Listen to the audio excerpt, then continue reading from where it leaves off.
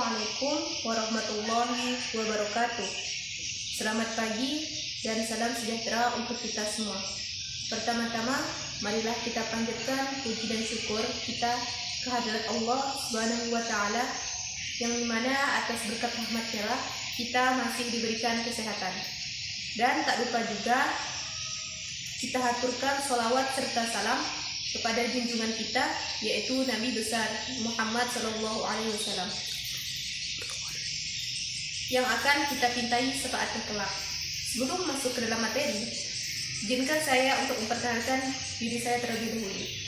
Perkenalkan, nama saya Tar Utami, kelas A pagi, program studi pendidikan matematika. Di sini saya akan menjelaskan tentang konsep pendidikan Islam at-ta'dib yang dipelopori oleh Muhammad Al-Naqwi Al-Attas. Untuk mempersingkat waktu, maka langsung saja ke penjelasan. Sebelum saya menjelaskan tentang konsep pendidikan Islam at-ta'dib, kita harus terlebih dahulu mengetahui tentang beberapa istilah yang ada pada pendidikan Islam. Yang pertama adalah pendidikan Islam.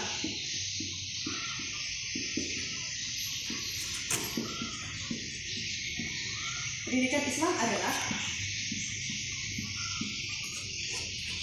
pendidikan yang bernuansa Islam.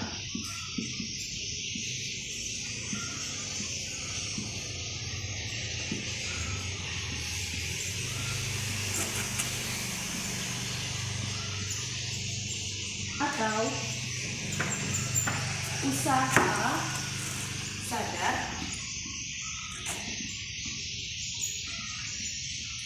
sadar yang dilakukan oleh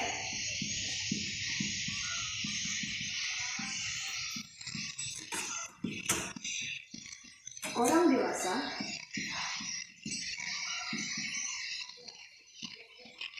kepada peserta didik.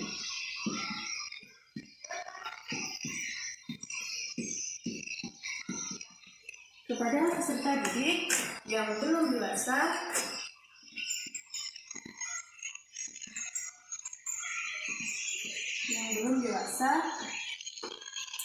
dengan menjadikan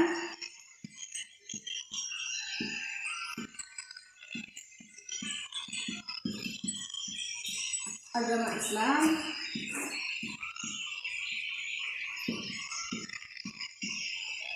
sebagai pijakannya.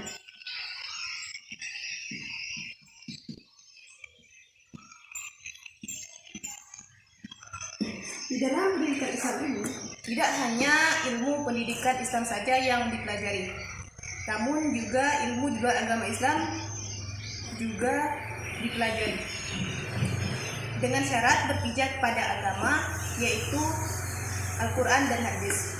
Yang kedua adalah pendidikan agama Islam.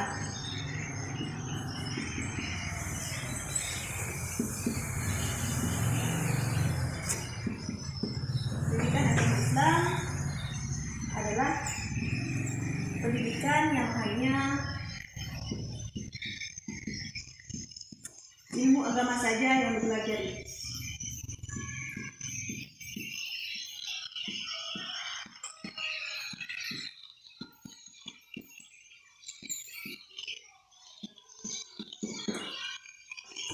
Dan yang ketiga adalah ilmu pendidikan Islam.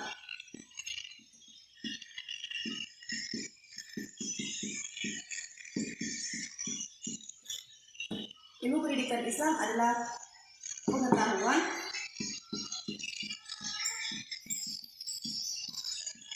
atau landasan atau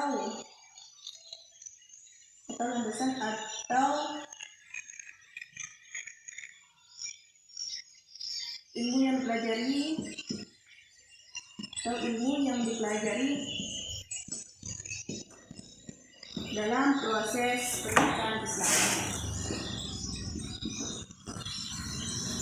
Proses pendidikan Islam.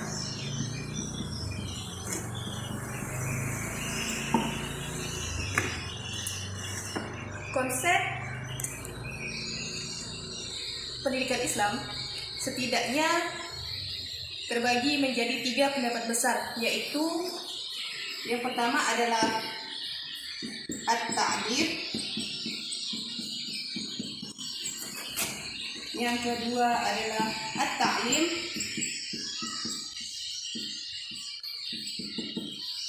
dan yang ketiga adalah at-tarbiyah.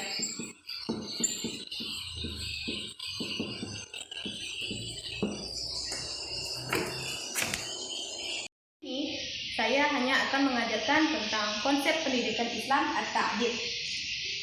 At-ta'dib merupakan bentuk dari 3 kata, yaitu ad-daba,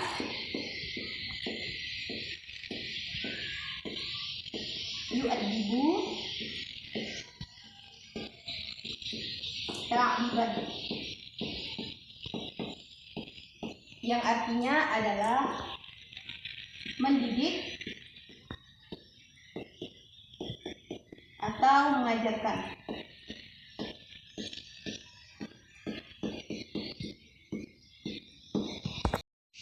Sebagaimana yang dikatakan oleh Al-Fairuz Al-Abadi, yaitu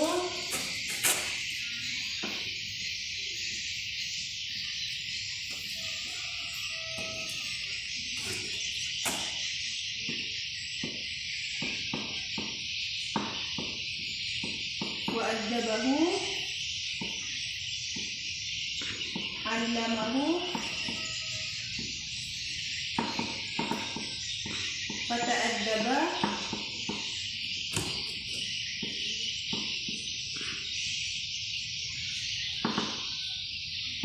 wasta'daba.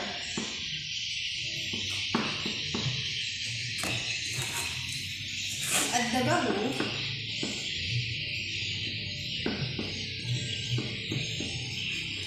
memiliki arti yaitu ia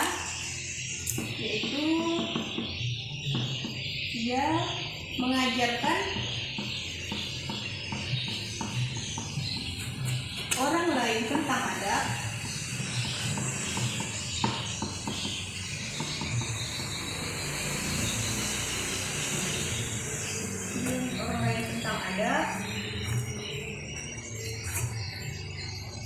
sehingga orang tersebut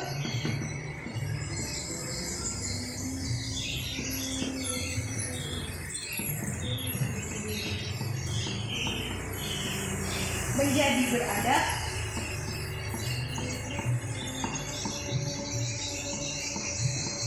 dan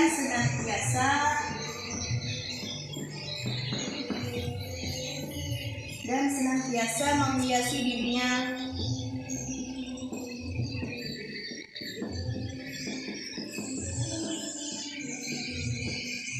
dengan adab.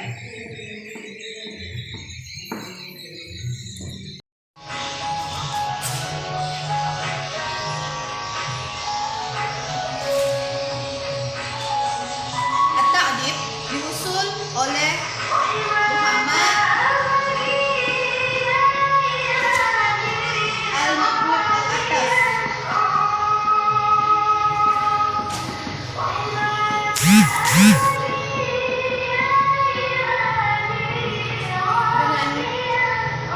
dengan dasar pijakannya yaitu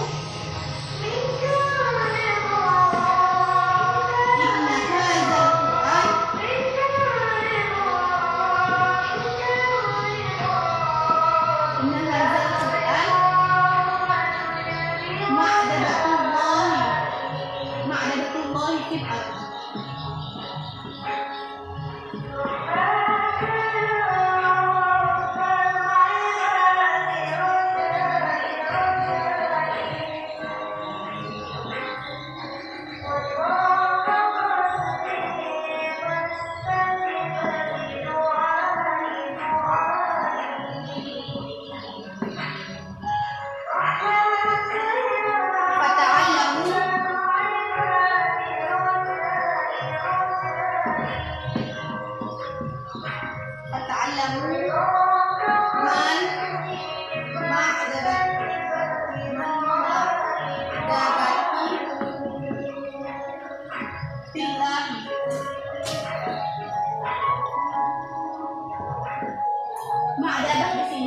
diartikan sebagai hidangan.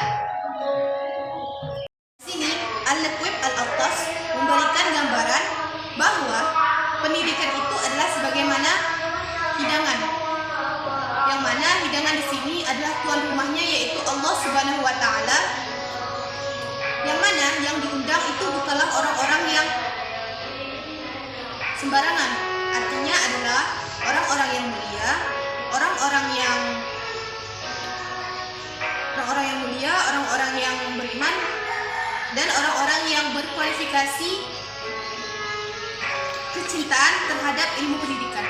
Maka menurut Al-Naqib Al-Attas, at-ta'dib ini sangat cocok untuk istilah pendidikan. Kemudian orientasi dari konsep at-ta'dib ini yang pertama adalah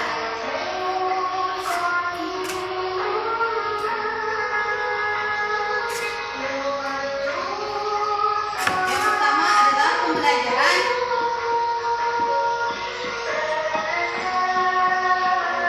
dan pendekatan tauhid.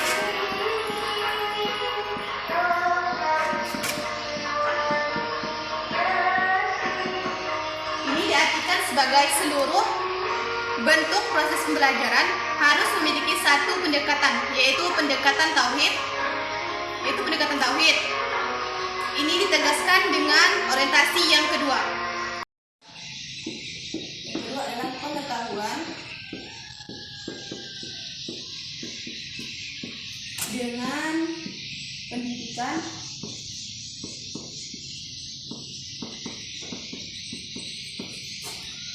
yang harus menuju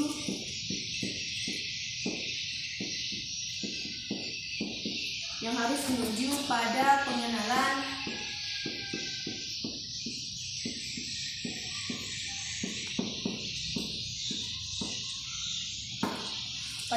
Tuhan.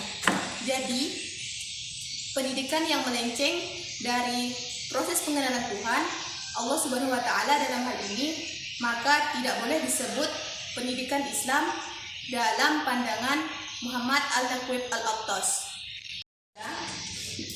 Yang ketiga adalah domain afektif. Domain afektif adalah muara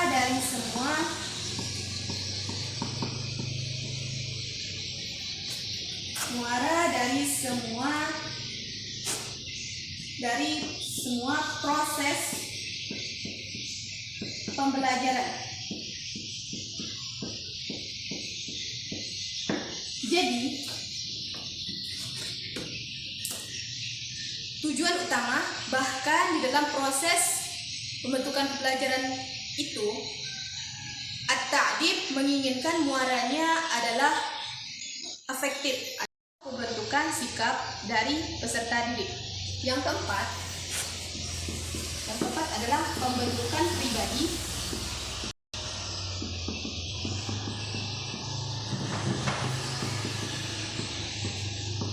Pembentukan pribadi yang dapat menempatkan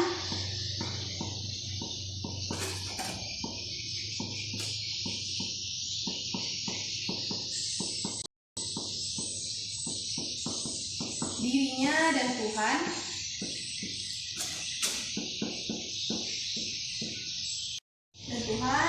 pada tempat yang semestinya.